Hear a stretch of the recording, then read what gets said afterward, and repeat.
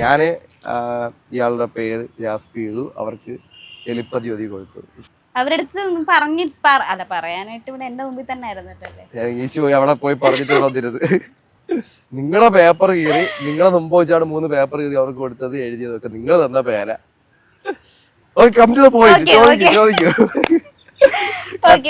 അത് ഞാൻ ചെറുതായിട്ട് ഞാൻ ഒട്ടും പ്രതീക്ഷിച്ചില്ലായിരുന്നു. സീരിയസ്ലി ടു ബി ഓണസ്റ്റ് ഞാൻ പ്രതീക്ഷിച്ചില്ല.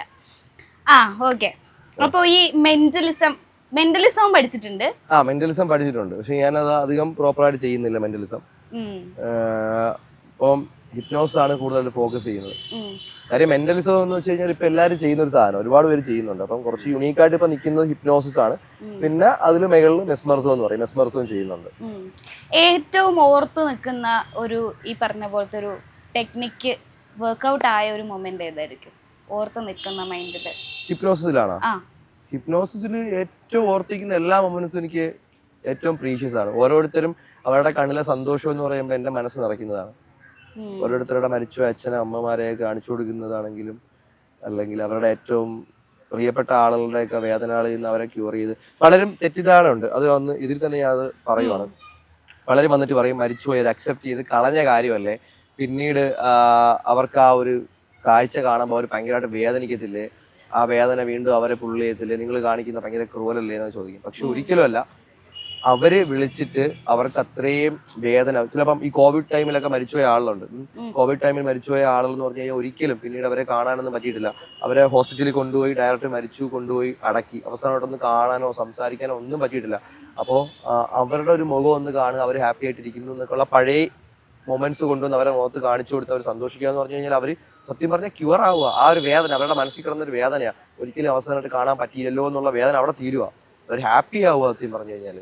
അല്ലെങ്കിൽ സ്വന്തം മകൻ മരിച്ചുപോയ അമ്മയ്ക്ക് സ്വന്തം മകനെ കാണിച്ചു കൊടുത്ത് അമ്മയ്ക്ക് പറയാനുള്ള കാര്യങ്ങളൊന്ന് പറഞ്ഞ് കരഞ്ഞ് കഴിയുമ്പോൾ അവർ ഓക്കെ ആയി. ഇവിടെ അവരുടെ അനുമതി ചോദിച്ചിട്ടാണ് ആ വീഡിയോ ഇടുന്നത് പോലും. അമ്മ ഞാൻ ഇട്ടോട്ടാ ചോദിച്ചിട്ടാണ്. കാര്യം പലരും പറയും വീഡിയോ ഇടണ്ടെന്ന് പറയും. ഞാൻ ഇപ്പൊ എല്ലാവരും വേണ്ടാന്ന് പറഞ്ഞാൽ ഇട്ടില്ല എന്നുണ്ടെങ്കിൽ നാളെ ഇത് കണ്ട് മറ്റൊരാൾക്ക് നമുക്ക് ഹെൽപ്പ് ചെയ്യാനും പറ്റത്തില്ല. ഇതോടെ തീരും. ഞാൻ എടുക്കുന്ന വീഡിയോ എന്റെ ആയിരിക്കും, ഇങ്ങനെ ഒരു സംഭവം നടക്കുന്നതെന്ന് ആരും അറിയത്തില്ല.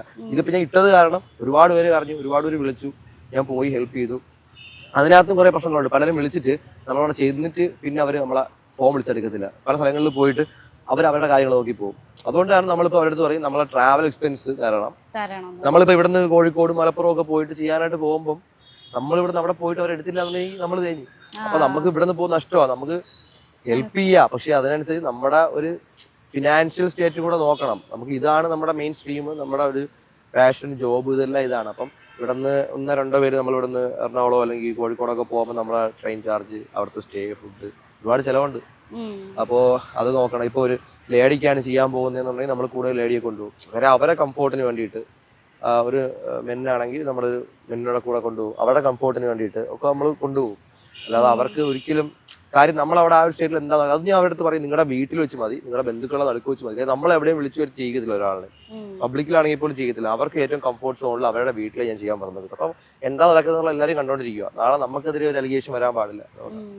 ഇപ്പം ഞാൻ പീരിയഡ്സ് പെയിൻ വരുത്തുന്ന ഒരു വീഡിയോ കണ്ടിട്ടുണ്ടായിരുന്നു. അതിനകത്ത് വന്നിരിക്കുന്ന കമന്റ്സ് മൊത്തം അവിടെ അല്ല വയറുവേദന വരിക, ലേഡീസ് അടക്കം അങ്ങനെ ഇത് ചെയ്തിട്ടുണ്ട്. അതിന് റിപ്ലൈ കൊടുക്കുന്നുണ്ട് അവരുടെ ഉള്ളിലുള്ള. അതായത് ഇപ്പൊ നമ്മള് കേട്ട് പരിചയമുള്ളൂ എവിടെയാണ് പീരീഡ്സ് പെയിൻ വരുന്നത് വെച്ചാൽ പണ്ടേ എല്ലാവരും പറഞ്ഞു കേൾക്കുന്നത് വയറ്റിലാണ് പീരീഡ്സ് പെയിൻ വരുന്നത്, ഭയങ്കര വേദന. അപ്പൊ അവരുടെ ഉപബോധ മനസ്സിലും ആ ഒരു വയറ്റിലാണ് ആ വേദന എന്നുണ്ട്. സ്വാഭാവികമായിട്ട് ഞാൻ അവരുടെ അടുത്ത് പറയാം നെക്സ്റ്റ് നിങ്ങൾക്ക് ഒരു പീരീഡ്സിന്റെ പെയിൻ ഫീൽ ചെയ്യും എന്ന് പറഞ്ഞു കഴിഞ്ഞാൽ അവർക്ക് അറിയുന്നത് ഹോർമോണിൽ വയറ്റിലാണ് വേദനയാണെന്നും അറിയാം. അപ്പൊ ആ വേദന അവർക്ക് ഫീൽ ചെയ്യാൻ പറ്റും. ആ വേദന സൈക്കോസൊമാറ്റിക്കാ യഥാർത്ഥത്തിൽ. അവർക്ക് തോന്നല, ഇല്ലാത്തൊരു വേദന ഉള്ളതായിട്ട് തോന്നുന്നത്. അപ്പൊ വയറ്റ് എന്ന് പറയുമ്പോൾ അവർക്ക് എവിടെയാണോ വയററിയുന്നത് അവിടെ വേദനിക്കത്തുള്ളൂ. സ്ത്രീകൾക്കാണെന്നുണ്ടെങ്കിൽ എവിടെയാണ് പീരീഡ്സിന്റെ പെയിൻ വരുന്നത് അവർക്കറിയാം, ജെൻസിന് അറിയത്തില്ല. അപ്പൊ അത് അവർ ഈ കമന്റ് ചെയ്യുന്നവരുടെ അറിവില്ലായ്മ ഒന്ന് സ്വയം ചിന്തിച്ചാൽ തീരാവുന്നേ ഉള്ളൂ. ആണുങ്ങൾക്ക് അറിയാത്തൊരു കാര്യം നമ്മൾ കാണിച്ചു കൊടുക്കുമ്പോൾ എത്ര മനസ്സിലാവും എന്നുള്ളത് സ്വയം ചിന്തിക്കുക, എത്രയേ ഉള്ളൂ.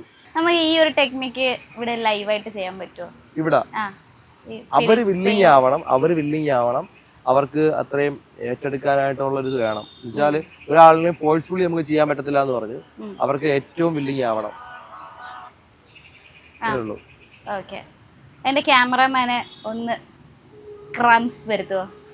ട്രൈ ചെയ്യാം. ആൾക്ക് ഓക്കെ ആണ്, ആള് വില്ലിങ് ആണെങ്കിൽ 100% ടെൻഷൻ അല്ല, ആൾ ഓക്കെ ആണെങ്കിൽ നമുക്ക് ചെയ്യാം. ചെയ്തു നോക്കാം. ഓക്കെ.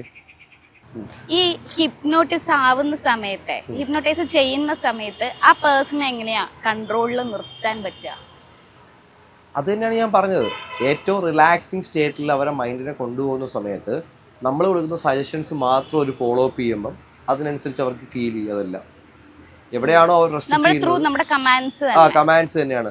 ഇപ്പം ഒരാൾക്ക് പോകാൻ താല്പര്യമില്ല, ഞാൻ പറഞ്ഞത് തന്നെ, അവർക്ക് ഇത് ഫീൽ ചെയ്യാൻ താല്പര്യമില്ലെങ്കിൽ പിന്നെ അതൊന്നും വർക്കാവത്തില്ല. അവർക്ക് കൂടെ അവരുടെ മനസ്സ് വിട്ടുകൊടുക്കണം. ഇപ്പം ഞാനിപ്പോൾ ഒരു കാര്യം പറയുമ്പോൾ അത് അങ്ങനെ അല്ലല്ലോ, അത് ഇങ്ങനെയല്ലേ എന്ന് അവർ സ്വന്തം തലച്ചോറ് ഉപയോഗിച്ച് ചിന്തിച്ച് അവിടെ കട്ടായി തീർന്നു, പിന്നെ വർക്കാവില്ല.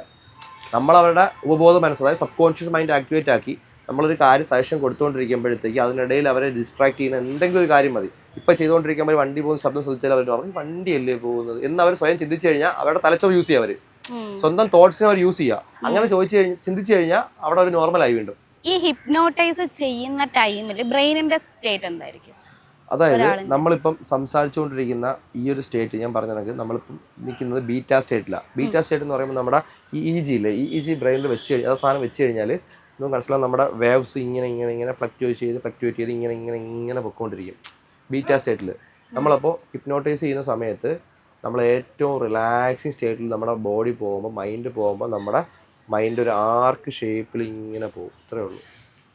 ഏറ്റവും റിലാക്സിങ് സ്റ്റേറ്റിലോട്ട് പോകും നമ്മുടെ മൈൻഡ്, അത്രേ ഉള്ളൂ. പിന്നെ ഭയങ്കര ഇൻട്രസ്റ്റിംഗ് ആയിട്ടുള്ള ഒരു വീഡിയോ കണ്ടിട്ടുണ്ടായിരുന്നു.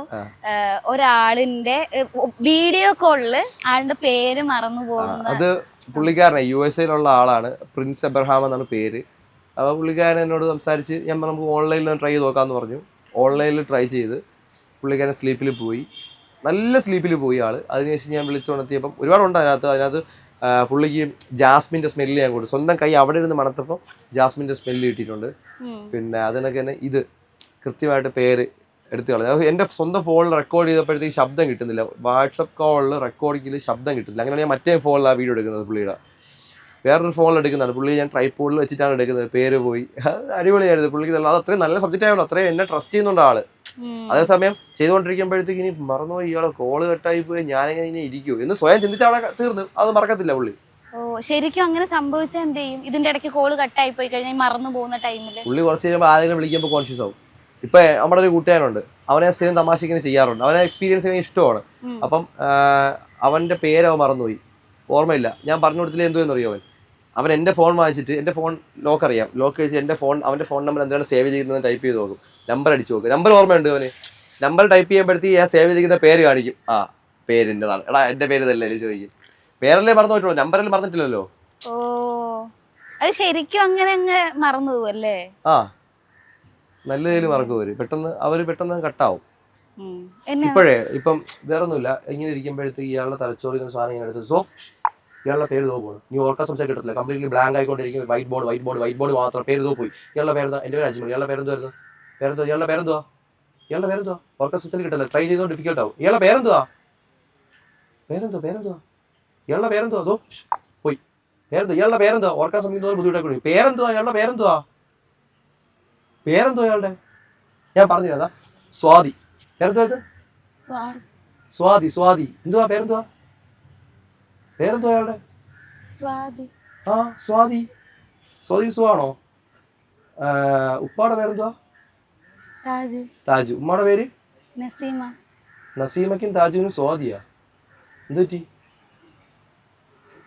ഞാനേ ആ ഓഫീസിലെ കഴിഞ്ഞ് തിരിച്ചു തരാം. പേരെന്തുവായിരുന്നു ഇയാളുടെ പേരെന്തുവാ? അജ്ന അല്ലേ?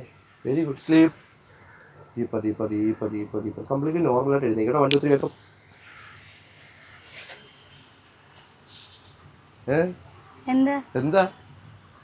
എന്താ ടെൻഷൻ ആവണം എന്തിനാ? മോക്കൊക്കെ മാറിയല്ല. എന്താ സംഭവിച്ചേ? എന്താ സംഭവിച്ചേ?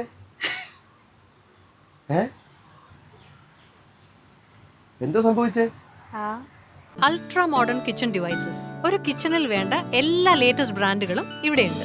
ലോകോത്തര ബ്രാൻഡുകൾ, original products, wide range. MyG future.